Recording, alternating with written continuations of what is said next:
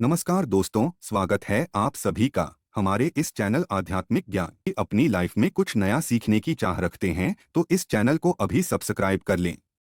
दोस्तों, पितृपक्ष का बहुत ज्यादा महत्व होता है और इस बार 2023 में 29 सितंबर से शुरू होकर के 14 अक्टूबर तक चलने वाला है।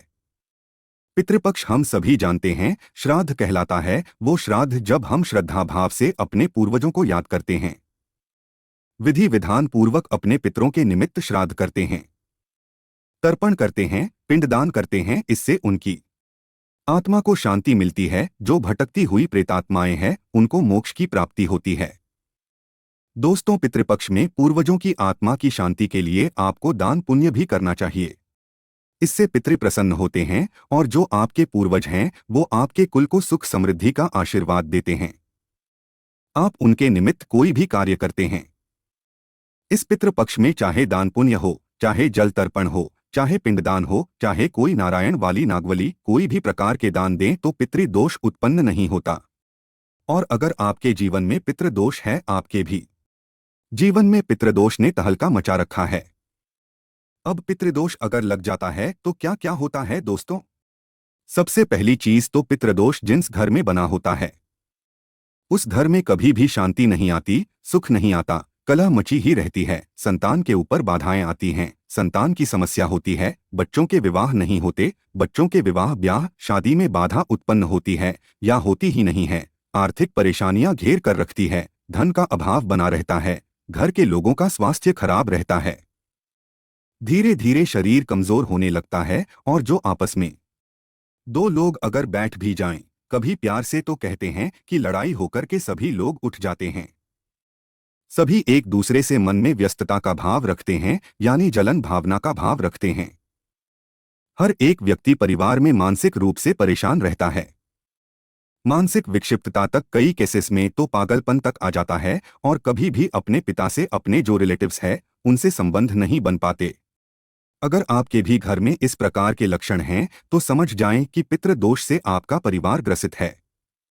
और इस प्रकार से आपके जीवन में अगर दैहिक, भौतिक और मानसिक पीड़ा छाई हुई है तो कहा गया है कि पितृदोष का तुरंत उपाय करना चाहिए, पितृदोष की शांति करानी चाहिए, अपने पितरों को प्रसन्न करने के लिए कार्य करने चाहिए, उनसे आशीर्वाद की कामना करने के लिए उनके निमित्त आपको कार्य करना चाहिए।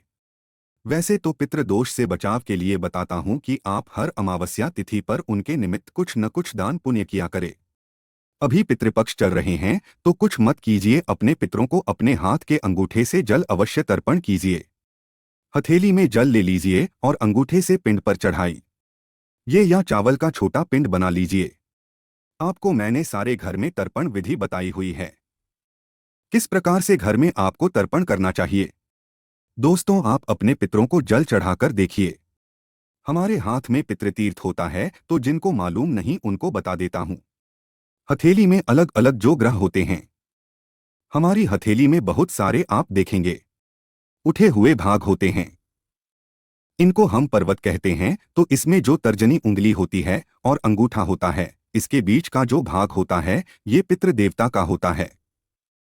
इसे पितृतीर्थ कहा जाता है और इसी वजह से जब हम जल देते हैं तो इसके द्वारा आपको अपने पितरों को जल देना चाहिए। इससे पितरों को मुक्ति मिलती है। दोपहर का समय ही पितरों का समय माना गया है। सूर्यास्त के बाद कभी भी पितृ पूजा नहीं करनी चाहिए, क्योंकि पितृ कौन होते हैं? हालांकि हम पितृ कहते हैं, लोग सोचते हैं कि पितृ मतलब पिता नहीं, पितृ होता है प्रेत का भ्रंश, यानी प्रेत होते हैं। इसलिए रात के समय इनको भोजन पानी देने से यह जागृत हो जाते हैं। इसलिए कभी भी पितृ की जो पूजा है उनको भोजन पानी देना है। शाम के पहले दीजिए। क्या करेंगे? रोज धूप दीजिए। 16 दिन गाय के गोबर से बने हुए कंडे जला लीजिए। जब कंडों से धुआं निकलना बंद हो जाए तो पितरों का ध्यान करते हुए जो अंगारे हैं उस पर गुड़ घी डाल दीजिए। गुड़ घी डालने के बाद हथेली में जल दीजिए। थोड़े से काले तिल ले लीजिए और अंगूठे से पितृ का ध्यान करते हुए अंगूठे की ओर से जैसे मैंने समझाया है पितृतीर्थ से पितरों का ध्यान करते हुए ओम सर्व पितृ अभियो नमो नम, ओम सर्वेभ्यो पितृभ्यो नमो नमः साई बोलते हुए जमीन पर जल को छोड़ दीजिए। दोस्तों, इसके बाद आप चाहें तो दान पुण्य कर सकते हैं, ब्राह्मण भोजन करा सकते हैं। गोमाता की निमित्त दान कर सकते हैं, किसी गौशाला में दान कर सकते हैं, चारा दान कर सकते हैं, और नहीं तो घर में ही रोटी जो बनाएंगे। पहली रोटी बनाते हैं गौमाता की, और एक रोटी पितृ की बनाइए, उस पर भी और गुड़ रख करके आप किसी भी गौमाता को खिला दीजिए, किसी गरीब को दे दीजिए। हरी हरी घास आप गाय माता को खिला सकते हैं। जरूरतमंद लोगों को भोजन कराएं। दोस्तों, बहुत कम लोग जानते हैं, आपको एक विशेष उपाय आज बताता हूं कि पितृपक्ष में अगर आप कुछ ना कर सके, भगवान विष्णु का पूजन करते हैं। समझे? पितृपक्ष में क्यों करते हैं भगवान विष्णु की आराधना? पितरों की पूजा करने का मतलब है सीधा सीधा भगवान विष्णु का पूजन करना। वो ही सबके पितृ है, और पितृपक्ष स्वयं भगवान राम ने भी भगवान विष्णु के पितृपक्ष मर्यादा रख करके उनकी पूजा की थी। उन्होंने पूजा कहाँ की थी? लक्ष्मण घाट पर की थी, गया जी में। और जगतपति भगवान विष्णु जगत के पालनहार, मोक्ष के दाता है। वो ही पिता हैं, और वही सृष्टि के एकमात्र ऐसे देवता हैं जो सृष्टि के पालनहार हैं, और मृत्यु उपरांत भी मनुष्य को मोक्ष की गति वो ही प्रदान करते हैं। अगर व्यक्ति अकाल मृत्यु से मर जाता है तो क्या होता है ना? नारायण करवाना पड़ता है। नारायण बलि द्वारा आप पूजन किया जाता है, और इसीलिए उस नारायण बलि में भगवान विष्णु ही उसके अधिपति हैं, और भगवान विष्णु की पूजा करने से ही पितृ फिर संतुष्ट होते हैं। इसलिए विष्णु भगवान की पूजा इन 16 दिनों में अवश्य करनी है।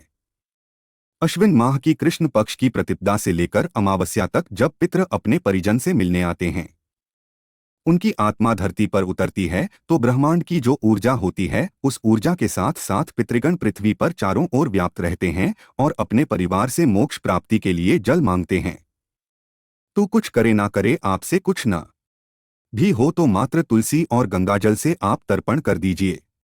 इससे भी आपके पितृ प्रसन्न होते हैं। और क्यों किया जाता है, इसकी बड़ी खूबसूरत सी कथा भी आती है। दोस्तों, महिष्मतिपुरी के राजा इंद्रसेन जो थे, वो बहुत धर्मपूर्वक प्रजा के उद्धार के लिए कार्य करते थे और भगवान विष्णु की भक्ति करते थे।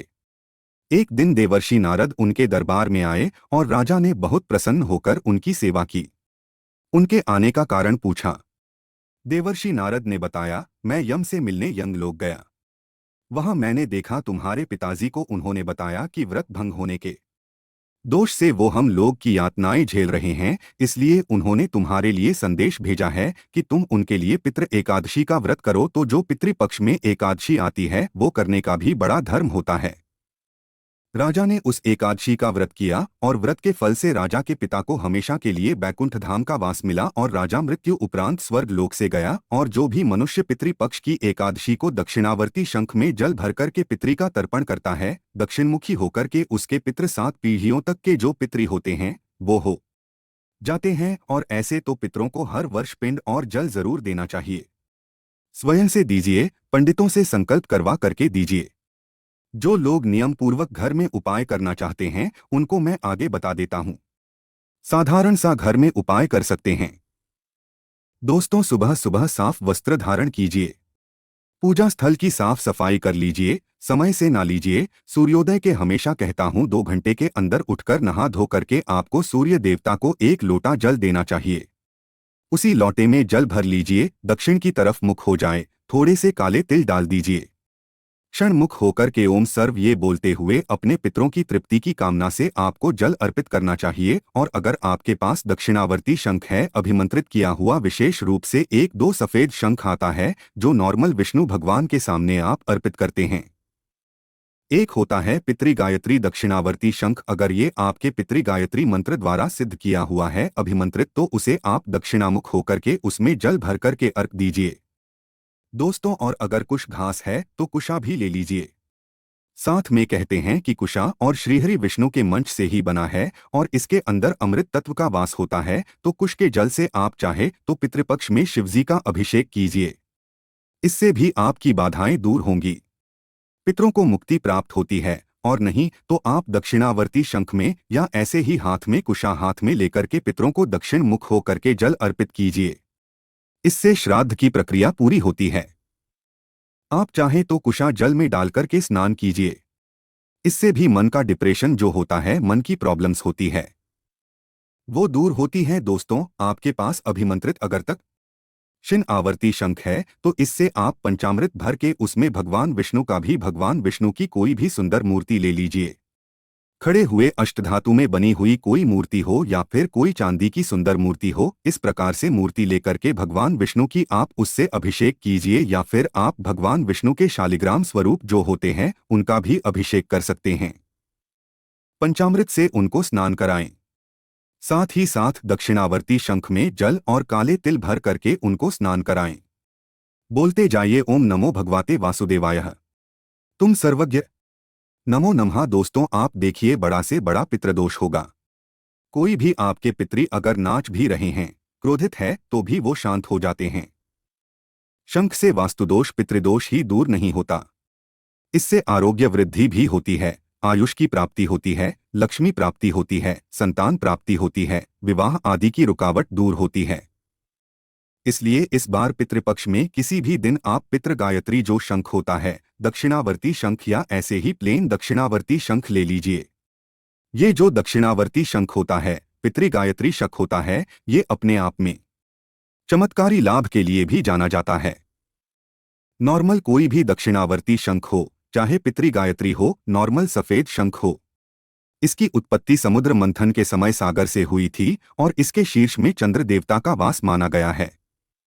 मध्य में वरुण देवता का, पृष्ठ भाग में ब्रह्मा का वास माना गया है और आगे के भाग में गंगा, यमुना और सरस्वती का वास माना गया है। तो इस शंख के जल से कहा जाता है, जो भी मनुष्य स्नान कर लेता है और अपने पितरों को जल अर्पित कर देता है, उसे संपूर्ण तीर्थों में स्नान का फल प्राप्त हो जाता है। उसके संपूर्ण जो इतनी होते हैं, 7 पुश्तों के पुश्तों तक के पितरी उसके शांत हो जाते हैं। जहां पर ये दक्षिणावर्ती शंख रहता है, वहां भगवान श्रीहरि भगवती लक्ष्मी साथ सदा निवास करते हैं। अमंगल घर से दूर भाग जाता है और कहा गया है इस अनोखे शंख के लिए कि सीधे हाथ की तरफ खुलने वाले शंख को यदि पूर्ण विधि विधान के साथ लाल कपड़े में आप लपेट कर रख दीजिए अपने घर के स्थान पर, तो हर तरह की परेशानियों का हल हो जाता है। हमेशा ध्यान रखना चाहिए, दक्षिणावर्ती शंख भी कई प्रकार के आते हैं। ऐसा नहीं कि आप कहीं से भी कोई भी शंख प्राप्त कर लें। कोई कैल्शियम वाले शंख आपको नहीं लेने हैं, असली शंख होने चाहिए, उच्च श्रेणी के शंख होने चाहिए, कैलाश मानसरोवर से प्राप्त होने वाले चाहिए, मालद्वीप हो, लक्षद्वीप हो, कोरामंडल हो, श्रीलंका हो, इंडियन ओशन हो, यहाँ के जो शंख होते हैं यह श्रेष्ठ होते हैं। इनको आपको प्राप्त करके इनको 1,25,000 जब सिद्धि से अभिमंत्रित करा करके अपने घर में स्थापित करना चाहिए। यह स्वयं लक्ष्मी स्वरूपा हो जाते हैं।